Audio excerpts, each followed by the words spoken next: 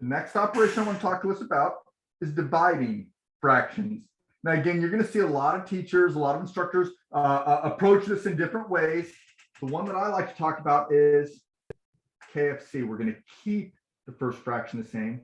We're going to flip the second fraction. And what we're going to do is change the operation. We're going to change it from division. So say like we had 4/5 divided by 1/2. Now, again, last thing we ever want to do is turn this into decimals.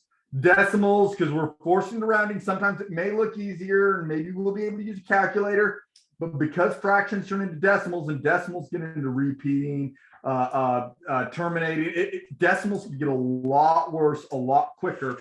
But what we want to do is to divide these two fractions. We're going to keep the first one the same, 4/5. We aren't changing it. What we're going to do is we're going to flip the second one. We're going to take the reciprocal as the actual term. I'm going to flip it upside down, 2/1. The numerator becomes the denominator, denominator the numerator. And what we're going to do is we're going to change the operation to multiplication now.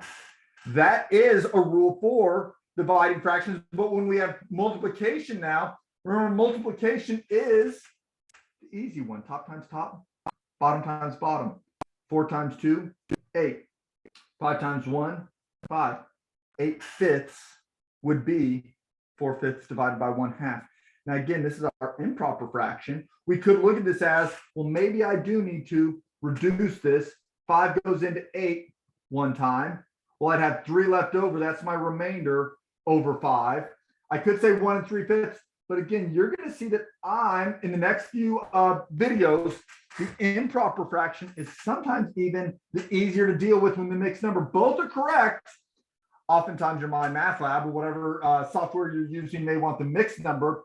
Both of those are correct, but sometimes the improper is more useful.